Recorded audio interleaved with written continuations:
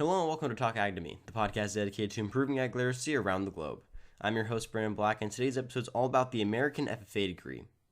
Now, I had the privilege and opportunity to get to fly out to Indianapolis a couple weeks ago and receive my own American FFA degree at the National FFA Convention.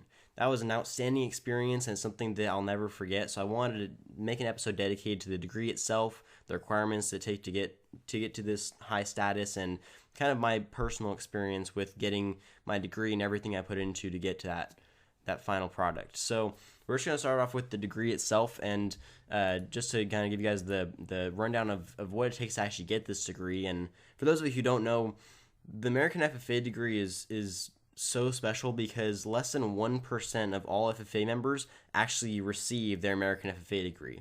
And that's like the coolest thing ever, to be able to receive it and know that you're in less than 1% of people who actually complete the program, who fill in their requirements, and who actually get their American FFA degree.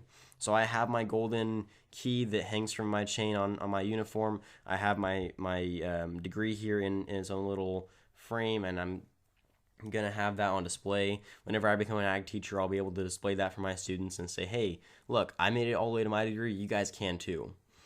So just to give you guys a rundown of the requirements here, I'm on the official FFA American degree website, and it says that the requirements, I mean, don't get me wrong, there's quite a bit to achieve here, but they're nothing that the average FFA member can't complete. So just to give you a few examples, the first requirement is that you have to have your state FFA degree and have been an active member for the past 3 years.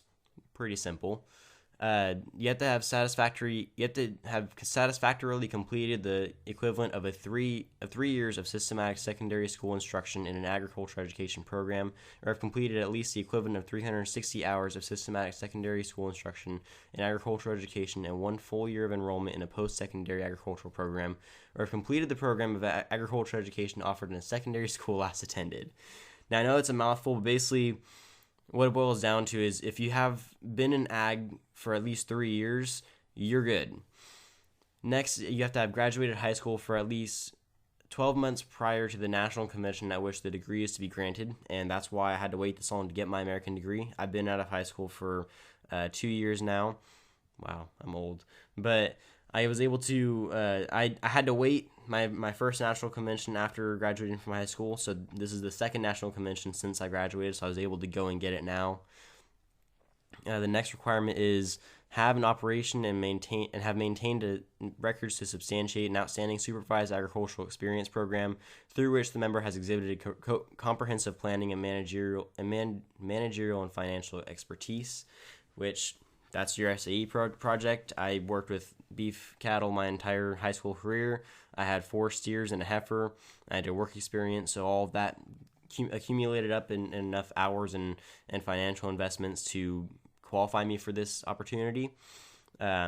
So going into kind of the nitty gritty of the financial and hourly investment that's required, it says that you have to earn at least $10,000 and productively invested $7,500 of it, or earned and productively invested $2,000 and worked $2,000 and worked 2,250 hours in excess of scheduled class time.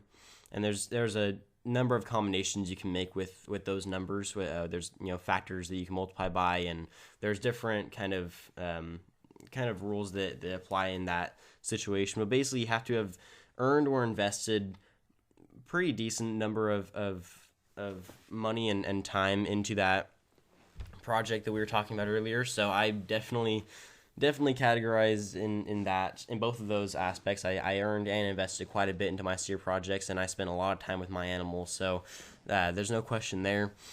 Next, have a record of outstanding leadership abilities and community involvement, and have achieved a high school scholastic record of C or better as certified by the principal or superintendent. That's not a super hard one to achieve. And finally, have participated in at least 50 hours of community service within at least 3 different community service activities. These hours are in addition to and cannot be duplicated as paid or unpaid supervised agricultural experience hours. And if you're involved in FFA, there's a high likelihood you're going to be doing community service anyway, so that one's not super out of reach anyways for most actively involved students. So that's kind of the breakdown of what it takes to actually get the degree. And I know that I kind of went faster and there was a lot going on, so you can actually read the requirements for yourself by going on the National FFA website, or if you just look up American FFA Degree, it's the first thing that pops up in Google. You can just click on that and it shows you all the requirements to get your American degree. For those of you who are nearing the end of your FFA careers, I would definitely recommend working towards it, because it's such a cool experience to get to say that you flew out to the national convention and actually received your golden key and your certificate. And it's just, because it's such a small proportion of people that actually get this degree, it's just such a high honor to be able to say that you got yours. And not to mention the amount of time and work and investment that it takes to get to this level. It's just, it feels like a long process that pays off well. So now that we've kind of gone into what it takes to get an American degree, I'd like to go over my experience in getting the degree and just basically my FFA experience as a whole, because I know that we've talked about it a little bit on the podcast before. When we have Evan and Abby on here, we talk all the time about stuff that we've done in FFA and teams we've been involved in, or how we were officers or speaking teams or what have you. But I know that we haven't gone super in depth as to what we've been doing and really why we've been doing it, because the experience obviously is the main motivator for why we do a lot of the things we do in FFA, but the payoff is something that we don't often talk about as much as we really should, because the payoff is something that I think a lot of FFA members don't really take into consideration when they choose to not do teams and show and do officer positions and that sort of thing, because they think that it's just something you do for school. But there's a lot of practical application to the skills you learn in those events. So we're going to talk about that as well today. So before we get into that, I just want to talk about the experience as a whole. So I've gone to National Convention a few times now. I got to go when it was in Louisville my sophomore year of high school, so 4 years now. And then I got to go to Indianapolis twice. So my junior and senior years of high school, I got to go to Indianapolis.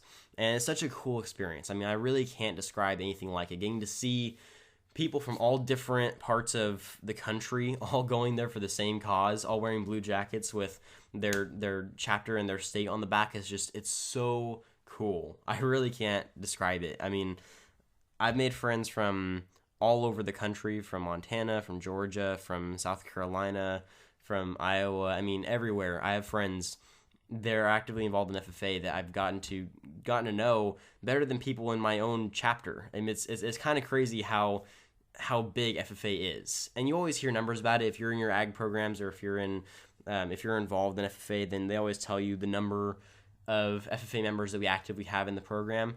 And sure, it's a big number when you hear it, but until you actually get to see that many FFA members, you'll never truly believe it. It's so crazy to see thousands of FFA members all in the stands, all wearing their blue jackets, all saying the parts of the opening and closing ceremonies that the officers do, or all saying the "Why Are We Here" speech, or all participating in the same things that we're taught countrywide. In our opening and closing ceremonies, the reporter has their part of their description of their position that says that the FFA covers from Alaska to the Virgin Islands, and from the state of Maine to Hawaii. It's something that we learn as freshmen, because opening and closing is something that a lot of freshmen learn how to do, because it's an easy speaking team and it's a good way to get kids involved. But you really don't take it seriously until you see it. I mean, I got to meet people from Alaska FFA, and from Puerto Rico FFA, and from Maine FFA, and to Hawaii FFA. I mean, you really get to see the full span of all the different FFA chapters across the entire country, and it's so unbelievable just to hear how people have different experiences in their classrooms, how people have the same experiences in their classrooms, just getting to see the difference in programs and the similarities that we all go through being FFA members. And it's just so cool. So that's National Convention on its own. But this past visit I got to go, I unfortunately didn't get to go for the whole time like I usually do. So that was a little bit of a bummer. But I did get to go for the weekend. I took my dad with me, because my dad, when he was involved in FFA, actually earned his American degree as well, but he wasn't able to go all the way out to nationals to receive it. So he had to have his mailed to him. But I felt kind of bad about that, and I know that he was really involved, and he was really excited to get to earn his degree. So I wanted to give him that same experience. So I asked him to go with me to Indianapolis one more time to get my American degree, so he got the experience too. And that was his first time in Indy, so it was awesome for him. He had a blast getting to see all of the different stuff. We got to go to the Indy 500, the Indy Motor Speedway. We got to go check out all the buildings in Indianapolis and Lucas Oil Stadium and all that stuff, and it was just super cool experience for him and I to get to share. And he had a similar experience getting to see all the Blue Jackets and, getting to see me up on stage, getting my degree, and, learning about all the progress that FFA has made since he was in high school. It's such a cool thing. So, yeah, we flew in the day before the ceremony. We got to kind of rest that day, and then the day of the ceremony, early in the morning, got checked in. I was there with Abby and Evan and Lindsay Swall, as we've had on the podcast before, and all of our FFA friends from Tulare, and even from other chapters, and got to go up on stage, which was so cool. I mean, I've been to these conferences a million times, but I've never actually gotten to go on stage before, and that was super cool experience. We didn't get to see Lindsay a whole lot because she's a state officer now, so she was kind of doing her state officer stuff, and Abby and I and Evan were kind of just working together on trying to figure out where we were supposed to go, because we got a little lost, behind the scenes trying to figure out where everything is, but we got it all figured out. It wasn't a big deal. We found our seats pretty easily, and they just kind of ushered us in the backstage, so we got to see everything behind the scenes of the conference, which was super cool to get to see how they're running everything in the background. It's just, it's so crazy how big that thing is, how expansive the program is, how much work goes into putting on that convention. But it was great. So we got to go, we were in single file lines walking by. They handed you your degree with your name on it, and you got to take pictures and shake hands and that sort of thing. And then they push you out on stage in front of thousands of FFA members, all in blue jackets, and they call out your name, and you get to shake the national president's hand, which this year the national president is Luke O'Leary, who's actually a former California state officer, state president.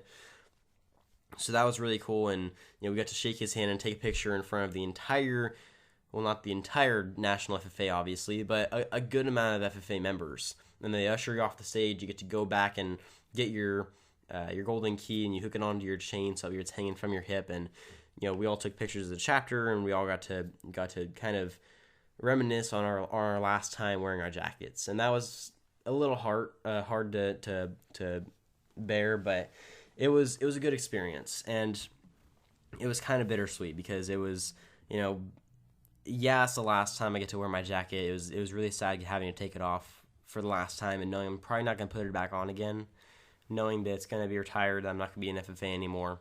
But at the same time, it was just a culmination of all of the experiences I've had since I was a freshman, and I first got pushed into doing opening, closing. I first got pushed into doing state conference, and I was really reluctant to do anything in FFA, and I finally did it, and I got out of my comfort zone, got out of my shell a little bit, and that was just the first step I needed to push myself in the direction I needed to go to become who I am today.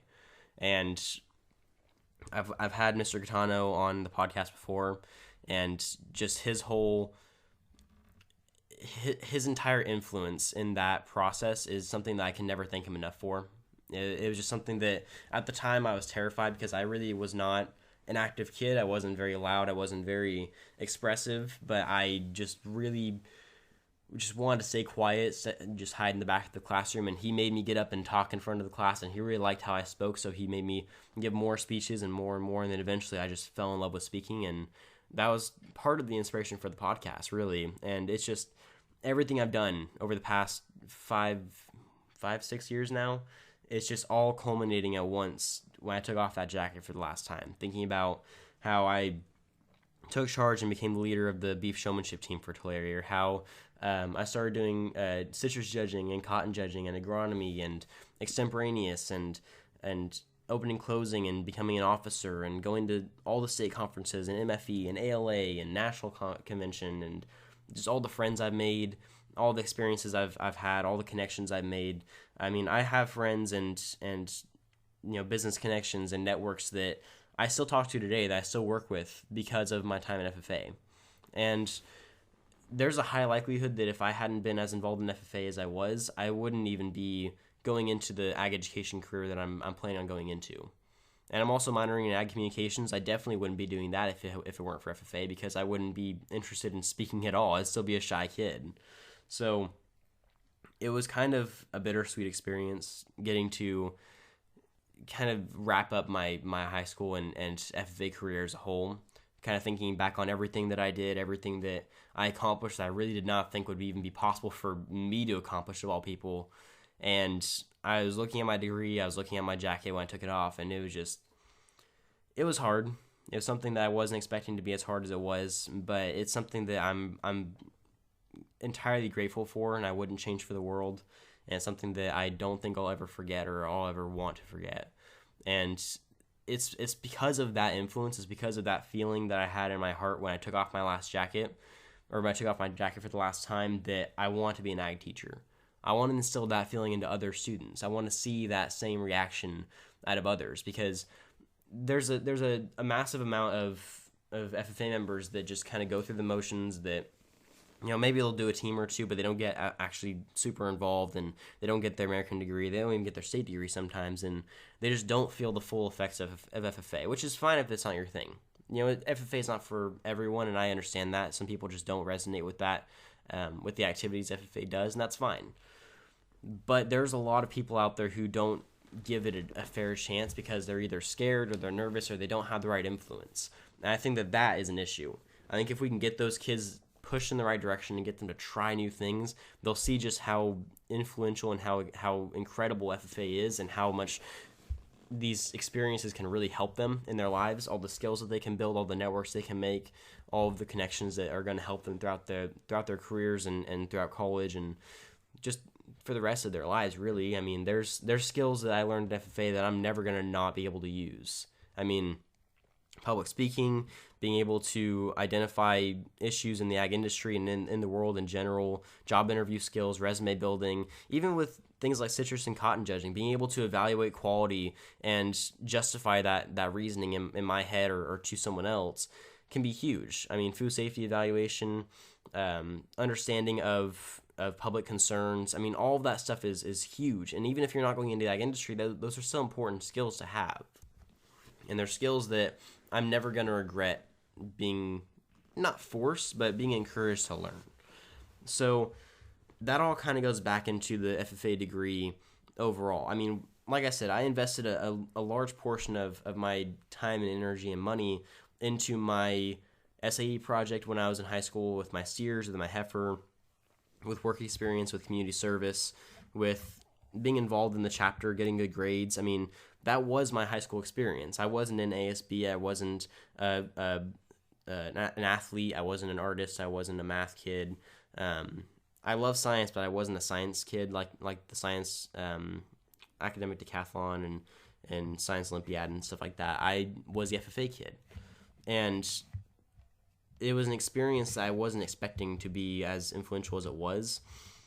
And it's an experience I think a lot of other kids involved in high school that aren't in FFA don't understand the magnitude of it. I've had talks with people who were in Avid in high school, and they just talk nonstop about how great Avid is. And I'm sure Avid is great. I've never been through the program, so I can't say heads or tails about it. But I always tell them about my experiences in FFA, and I tell them about the skills I've learned and the connections I've made, and how FFA has helped me with a lot of my kind of life-building skills, and it just blows them away. They don't realize the magnitude of the operation, or of the organization that's pushing all of this. That, I tell them about the FFA degrees that I get, the state degree and the American degree, and I tell them about the speaking contests I go to and how much we travel to meet people from all over the country, and it's just something that is so foreign to them, because there's no other organization that I know of that has that kind of power in a high school setting. I mean, and it's so cool to get to see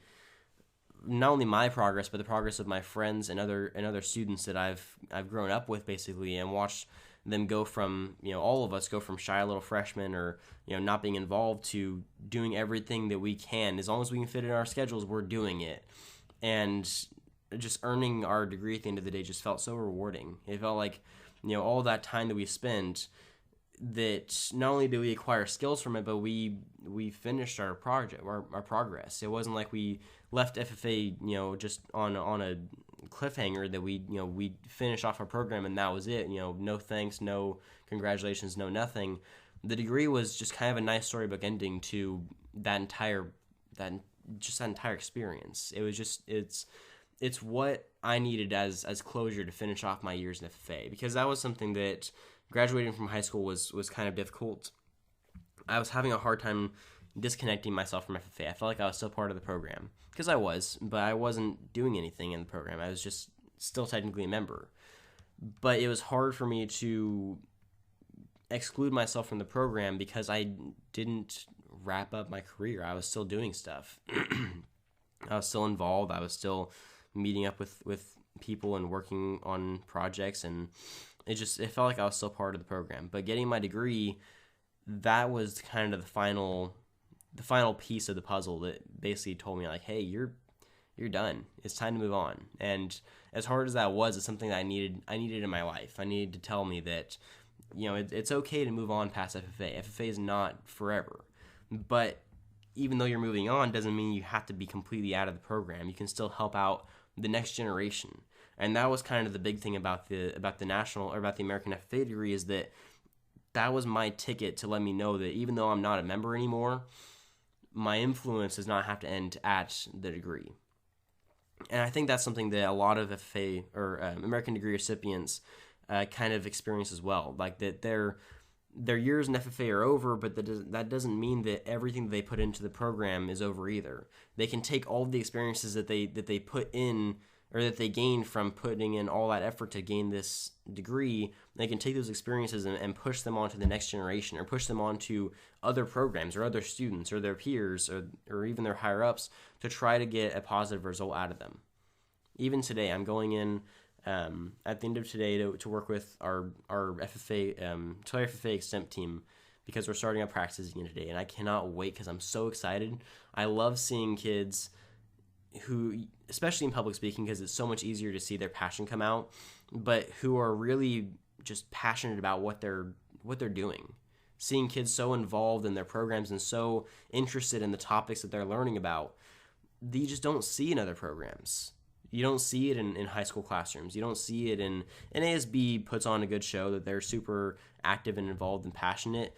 But at the end of the day, how many kids in ASB that graduate from high school are still as passionate about high school ASB as they were in high school?